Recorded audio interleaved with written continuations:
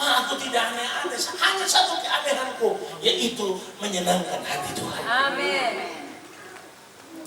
Amin. Ini kita lanjut baca dulu itu ayat tadi.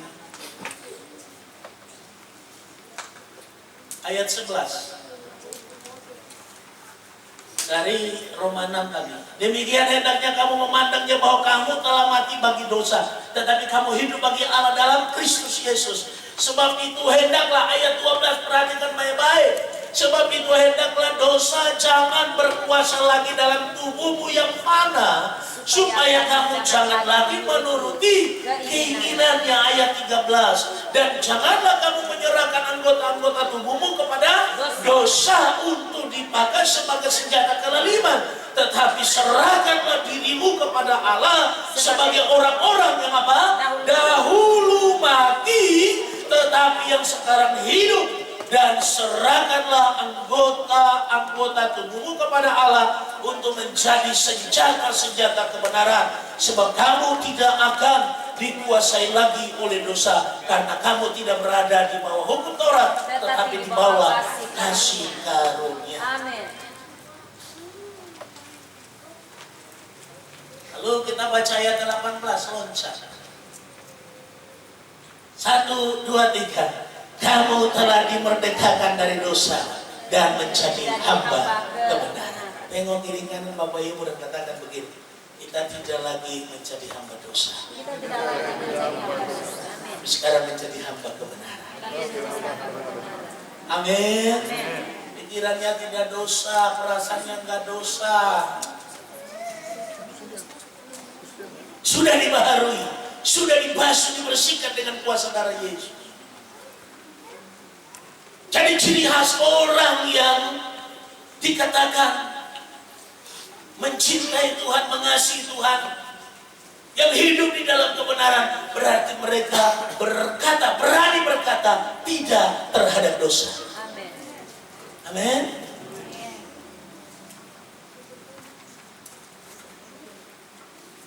Jadi tidak ada keanehan di dalam jemaat.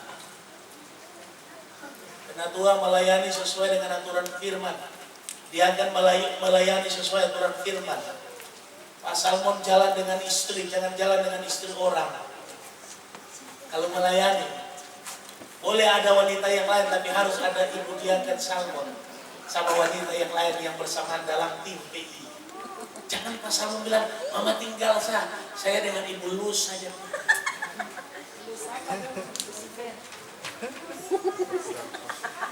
Barang kenapa Papa? Kayaknya Papa cocok jalan dengan Ibu Luz kalau penginjilan. Ibu Lucifer. Cocok dengan Ibu Luz. Ya? 1 kali ada bayi, 2 kali mulai, 3 kali sejadi lain.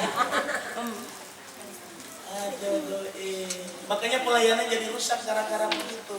Orang tidak berhikmat, tidak baca firman, tidak tahu kebenaran. Pendeta, oh nggak apa-apa.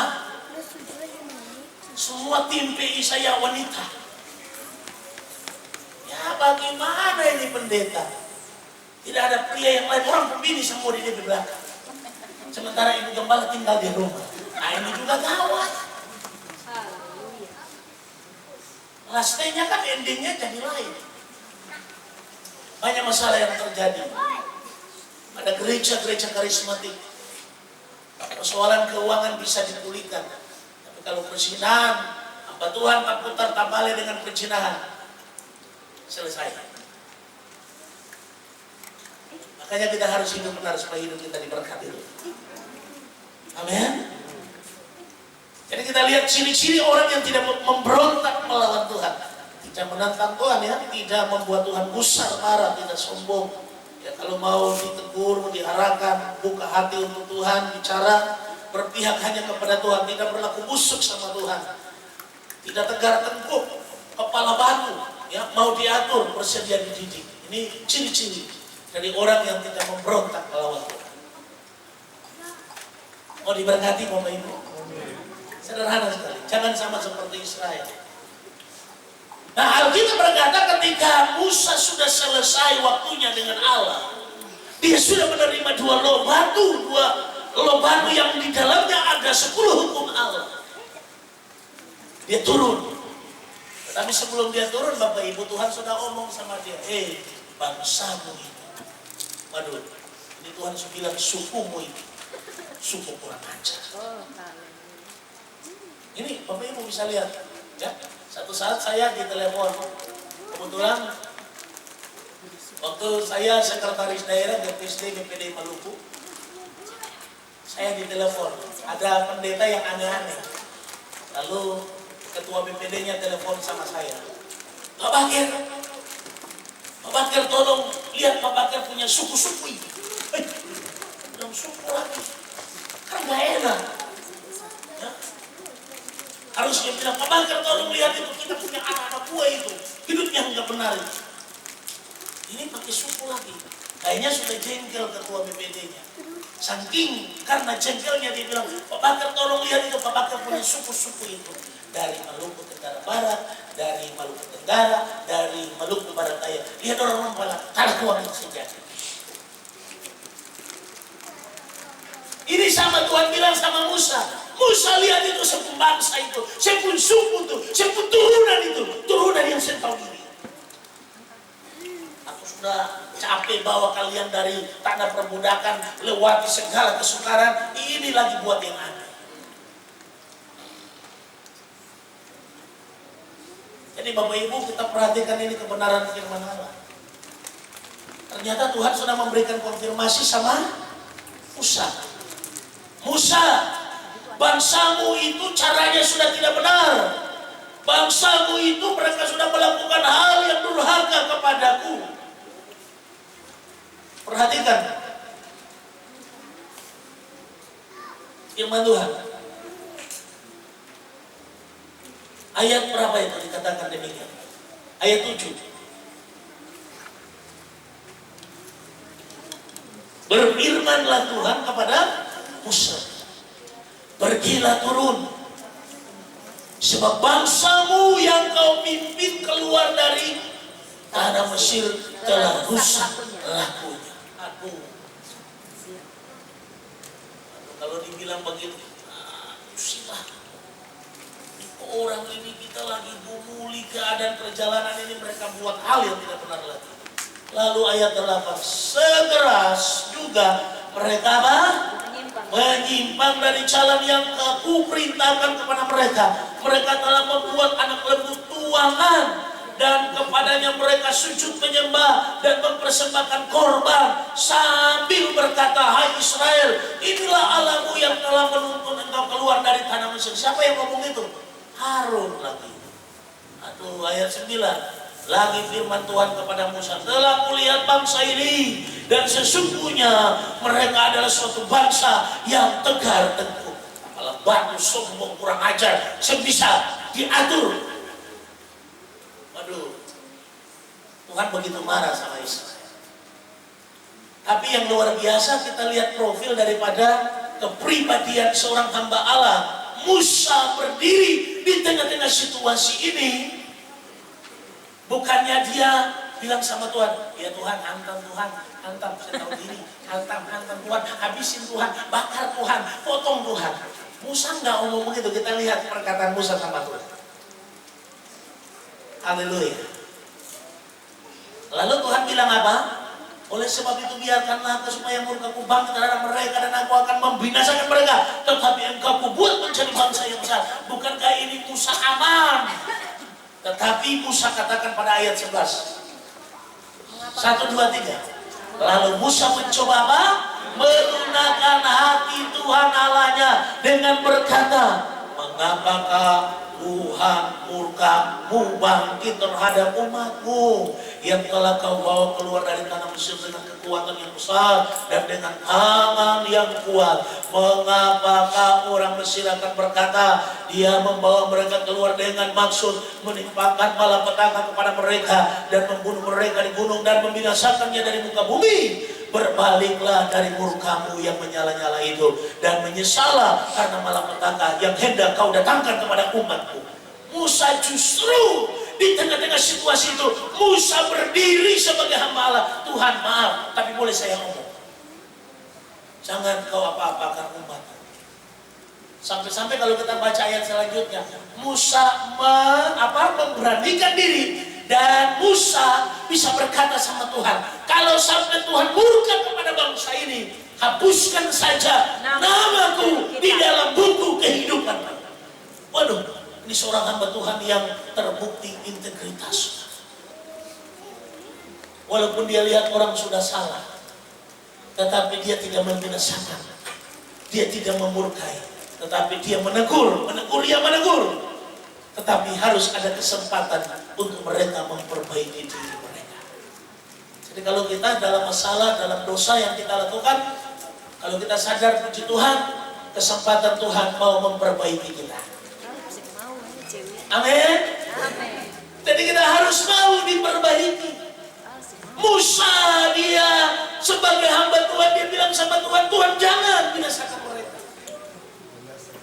Ternyata saudara, orang-orang yang terlibat penyembahan berhala harus menanggung konsekuensinya. Ada sekian ribu yang dibunuh. Kalau kita baca ayat selanjutnya, dikatakan firman Tuhan, Musa sangat marah dan dia pada akhirnya melempar 2 loh batu yang tertulis hukum Allah itu dan hancur, saudaraku. Dan kalau kita baca, kita perhatikan ayat 20-an sekian, dikatakan apa?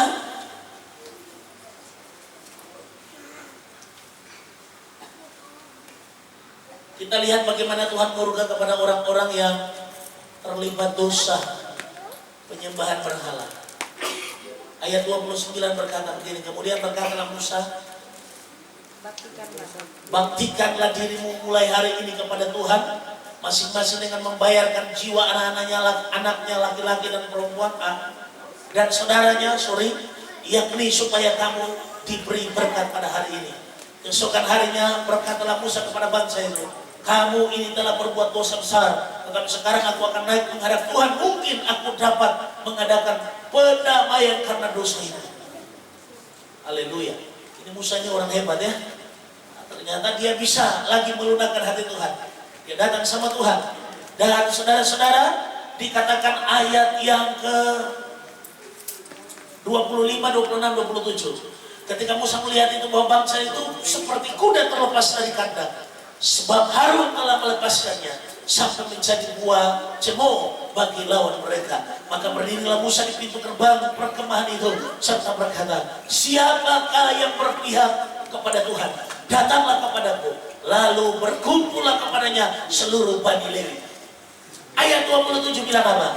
Berkatalah ia kepada mereka, beginilah firman Tuhan Allah Israel, baiklah kamu masing-masing meningkatkan pedangnya pada pinggangnya dan berjalanlah kian kemari melalui perkemahan itu dari pintu gerbang ke pintu gerbang, dan biarlah masing-masing membunuh saudaranya dan temannya dan tetangganya. Bani Lewi melakukan seperti yang dikatakan Musa, dan pada hari itu tewaslah kira-kira 3.000 orang dari bangsa itu. Konsekuensi dari dosa penyembahan berhala harus dimusnahkan. Sebab itu mendarah daging. Kalau tidak dimusnahkan bahaya. Ternyata 3.000 orang sekian dibasmi pada saat itu karena terlibat penyembah berhala. Tetapi dalam tanda petik, tidak semua orang, artinya orang yang tidak menyembah berhala, yang tidak melakukan penistaan sama Tuhan, mereka diluputkan dari maut karena mereka ada pada posisi yang benar di hadapan Tuhan. Makanya kalau ada masalah, ada problem, ada pergumulan, jangan lari dari masalah, tapi izinkan Tuhan arahkan kita untuk kita keluar sebagai orang-orang yang menang atas masalah. Kadang-kadang kita kalah terhadap masalah. Yang kedua, dari 2 cara yang dapat membuat Tuhan hadir dalam hidup keluarga kita. Bukan hanya tidak memberontak dan melawan Tuhan, tetapi yang kedua adalah tidak berkhianat kepada Tuhan. Ini perilaku berkhianat ini sama seperti Harun ini. Harun juga hamba Tuhan, kau suka turut-turut yang tidak benar, berkhianat sama Tuhan. Ternyata yang terlibat penyembahan berhala ada 3.000 sekian. Saya mau tanya sama Bapak Ibu, 3.000 banyak nggak? Hanya ya. 3.000 cukup banyak. Kalau jemaat PPSD Mujizat Raja Amon jadi 3.000 cukup banyak. Haleluya. Betul ya? Kalau sampai 3.000, waduh. Bagi Tuhan tidak ada yang mustahil. Nah, kita lihat ciri khas orang yang tidak berkhianat sama Tuhan. Perilaku mereka tidak menyimpang. Mereka menjaga keharmonisan hubungan dengan Tuhan. Ikut keputusan Tuhan. Tidak melanggar komitmen janji sama Tuhan. Tidak hidup jahat. Bertindaknya benar. Tidak dapat dipengaruhi untuk hal yang tidak benar. Hidup selaras dengan aturan Tuhan. Amin. Biar orang memaksa lagi. Biar orang mentarik lagi. Mari kata orang persekutuan. Kata orang persekutuan itu setiap saat ada suara Tuhan. Oh begitu? Iya. Ada bahasa roh. Ya. Orang tak guling-guling misalnya. Haleluya. Nah, orang banyak pikir, wah hebat juga kalau di dalam gereja bahasa roh, lari kiri kanan, untang-panting jatuh, lalu ada bicara. Wah asik juga sih gitu. Tapi Alkitab bilang, ujilah segala roh. Amin. Jangan saudara nanti terpengaruh. Nah, ini hebat sekali nih.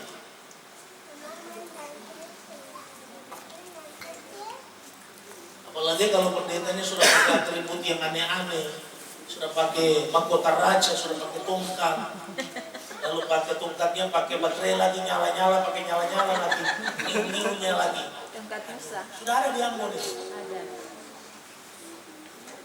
Jadi seperti raja saja. Lalu dibuat kursinya juga sama seperti kursi raja. Kalau ada pengawalnya pakai seluruh itu apa namanya? Seperti tentara Romawi, saudara-saudara.